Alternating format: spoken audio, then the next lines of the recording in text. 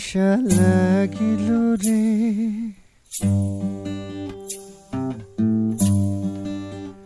নিশা লাগিল রে বাঁকা দুই নয়নে নিশা লাগিল রে নিশা লাগিল রে বাঁকা দুই নয়নে নিশা লাগিল রে। সো এত সুন্দর একটি দোলনায় ঘুরতে ঘুরতে আপনাদের সাথে এই ফ্লাওয়ার লেকের গল্পটা বলা যাক, চলুন।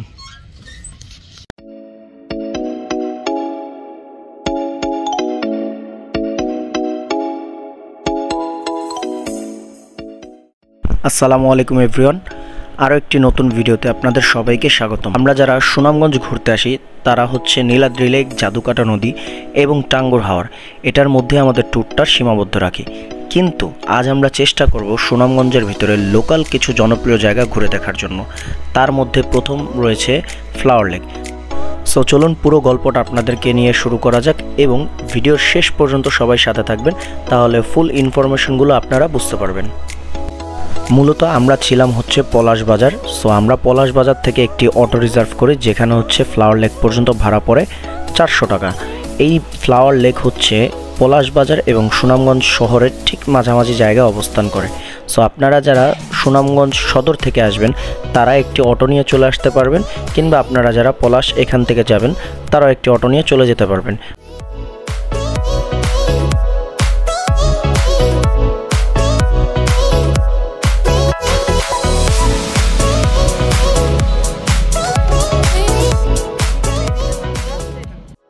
মাত্র 15 থেকে 20 মিনিটের ব্যবধানে আমরা চলে আসলাম এই ফ্লাওয়ার লেকে।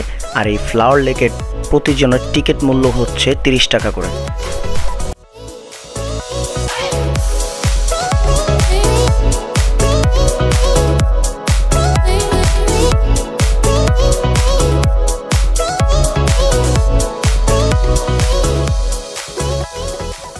মনে আছি সুনামগঞ্জের একদম শহরের কাছাকাছি একটি ফ্লাওয়ার লেক নামক একটি জায়গায়। আর এই জায়গাটার অবস্থান আমি আপনাদেরকে একটু স্পষ্ট করি। এই যে দেখুন, একদম পাহাড়, ঠিক পাহাড় ঘেঁষেই এরকম একটি লেক ভিউ করে তারপর হচ্ছে একটি ফ্লাওয়ার লেক নামক একটি জায়গা, যেখানে হচ্ছে বিভিন্ন প্রজাতির ফুল রয়েছে। চলুন আপনাদেরকে এই ভিউটা সম্পূর্ণ দেখানো যাক। ফ্লাওয়ার লেক নামটি শুনলেই বোঝা যায় অনেক রকম ফুলের সমাহার। সচরাচর এত সুন্দর ফুলের বাগান কিংবা লেক বর্তমান সময় খুব একটা দেখা যায় না।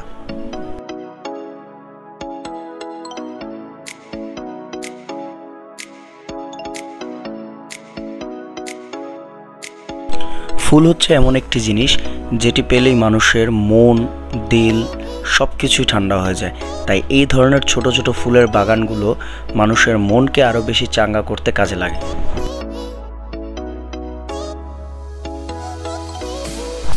ফুল সম্পর্কে ধারণা কম হওয়াতে এখানে সব ধরনের ফুলের নাম জানা নেই আমার, কিন্তু সূর্যমুখী ফুল থেকে শুরু করে গোলাপ ফুল এবং বাহারি রকম ফুল দ্বারা এই বাগান অথবা লেকটিকে সুসজ্জিত করা হয়েছে বলা যায়।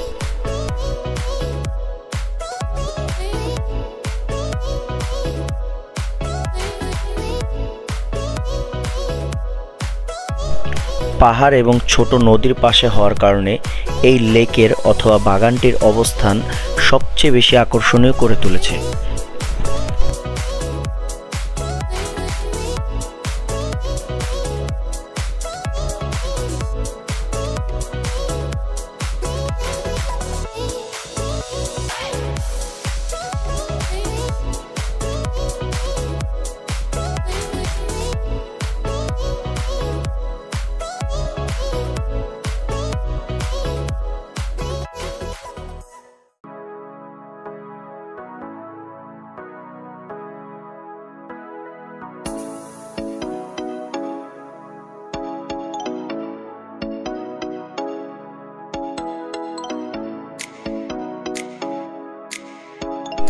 এই লেকের চারপাশে প্রচুর পরিমাণ ফটো তোলার জায়গা পেয়ে যাবেন, যেখানে আপনারা নিজেদের মন মতো করে ছবি তুলতে পারবেন এবং তার পাশাপাশি ছোট ছোট দোলনা আর পেয়ে যাবেন এরকম শত কোটি টাকার ভিউ।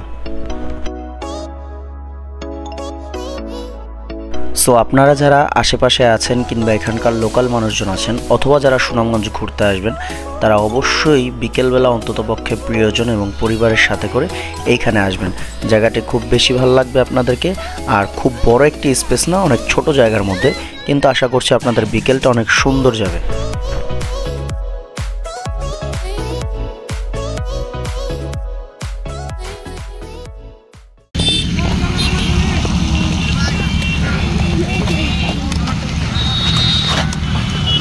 তো এত সুন্দর একটি ফুলের বাগান দেখে বিকেল সময়টা পার করে এখন হচ্ছে আমরা এখান থেকে চলে যাচ্ছি। এখন আমরা যাচ্ছি সুনামগঞ্জের একদম শহরে সুরমা নদীর ধারে, যেখানে বাংলাদেশের একজন বিখ্যাত বাউল শিল্পী তার মিউজিয়াম রয়েছে সেটি দেখতে।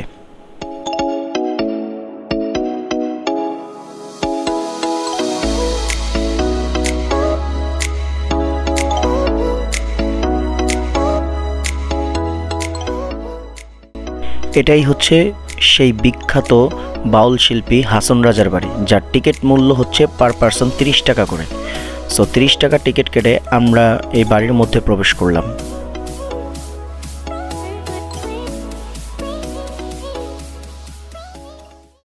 এটাই হচ্ছে হাসন রাজার বিখ্যাত সেই বাগান বাড়ি, যার আয়তন অনেক বড়। এখানে বসেই তিনি বাংলাদেশের সেই বিখ্যাত গানগুলো লিখেছেন।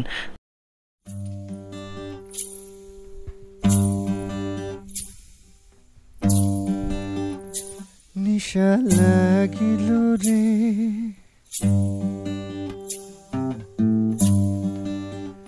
নিশা লাগিল রে, বাঁকা দুই নয়নে নিশা লাগিল রে, নিশা লাগিল রে, বাঁকা দুই নয়নে নিশা লাগিল রে। এই গানগুলো আজও বাংলাদেশের মাটিতে একদম জীবন্ত হিসেবে রয়েছে। 1854-1922 খ্রিস্টাব্দ এই ভিটের উপর দাঁড়িয়েছিল মরমী কবি হাসন রাজার ছনবাস দ্বারা নির্মিত 8 চালা মাটির ঘর। এখানেই বসে তিনি গান রচনা করতেন, ভক্তবৃন্দ তার অনুসারী শিল্পীগণ গান গাইতেন, পিছনের পুকুর ও পরিবেশ আর সুন্দর ও নৈসর্গিক করে তুলতে। হাসন রাজা তিনি তার সময়কালে খুব ধন সম্পদের মালিক ছিলেন, যে কারণে তিনি সবসময় পছন্দ করতেন ভোগবিলাসী জীবন। কিন্তু তার জীবনে কিছু ঘটনার পর তিনি অনেক মর্মাহত হয়ে যান। তার মধ্যে অন্যতম হচ্ছে 1987 সালের দিকে একটি ভূমিকম্পের সৃষ্ট ফাটলে, যেখানে তার প্রিয় হাতিটি পড়ে মারা যায়। এই হাতিটি মারা যাওয়ার পর তার জীবন বেদনাদায়ক হয়ে ওঠে এবং তিনি অনেক মর্মাহিত হন, যে থেকে তার নাম হয়ে যায় মরমী কবি। একসময় তার প্রচুর ধন সম্পদ থাকা সত্ত্বেও কালের ব্যবধানে কিংবা তার মারা যাওয়ার পর আজ এখন পর্যন্ত অবহেলার কারণে তার এই পুরো বাগান বাড়িটি ধীরে ধীরে নষ্ট হয়ে যাচ্ছে।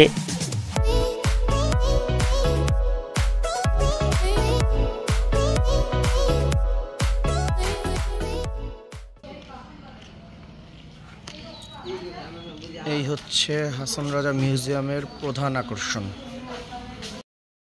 পুরো বাড়ির মধ্যে মূল আকর্ষণ হচ্ছে এই রুমটি কেন্দ্র করে, যার কারণে এটি খুব সুন্দরভাবে সাজানো অবস্থায় রয়েছে।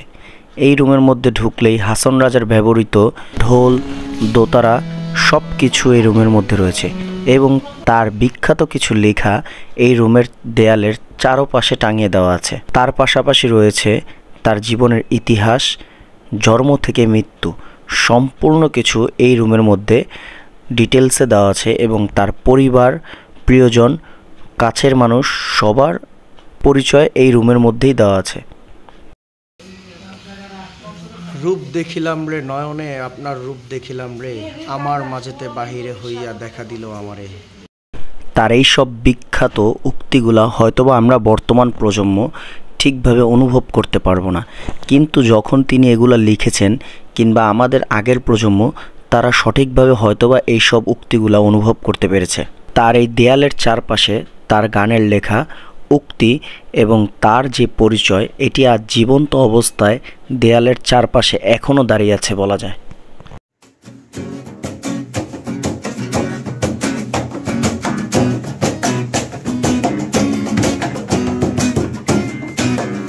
লোকে বলে ও বলে রে ঘর বাড়ি ভালা নাই আমার,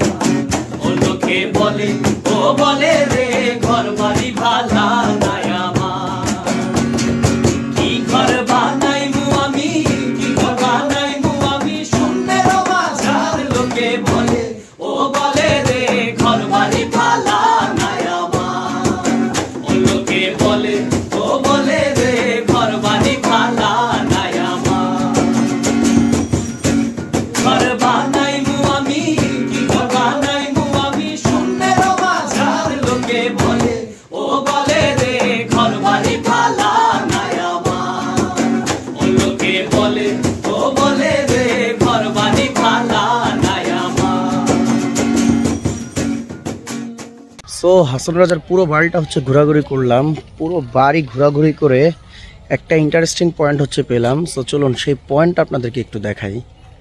হচ্ছে একদম বাড়ির শেষ আঙিনা।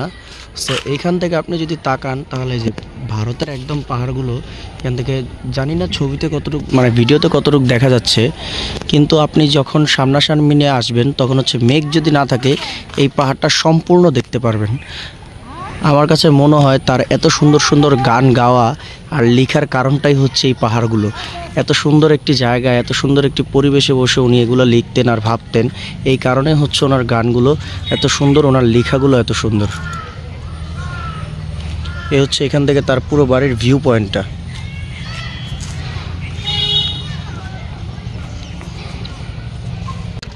এই যে এটা হচ্ছে তার বাড়ির পুরো ভিউ পয়েন্টটা। এখানে আসলে আপনারা পরিবারবর্গ সবাই মিলে, ফ্রেন্ড সার্কেলের মিলে বসে একটু কিছু সময় কাটাতে পারবেন, আড্ডা দিতে পারবেন। আর এই ঘরটার মধ্যেই হচ্ছে, এই ঘরটার মধ্যে হচ্ছে তার মূলত তার যে স্মৃতি জড়িত সব কিছু এটার মধ্যে রয়েছে। সো এখন আমরা বের হয়ে যাব এই হাসান রাজার বাসা থেকে। তো আপনারা যারা সুনামগঞ্জ সদরে আসবেন তারা অবশ্যই এই বাড়িটি দেখে যাবেন, ইতিহাস জড়িত একটি বাড়ি। সো বাড়ির মধ্যে খুব একটা বেশি কিছু নাই, তারপর আপনারা চাইলে একটু দেখে যেতে পারেন। সো এবারের মতো সুনামগঞ্জের পর্বটি এখানে শেষ করছি। দেখা হচ্ছে নতুন কোনো ভিডিওতে, নতুন কোনো জায়গায়। ভালো থাকবেন সেই পর্যন্ত, সবাই পাশে থাকবেন। আল্লাহ হাফেজ, বাই বাই হাসান রাজা।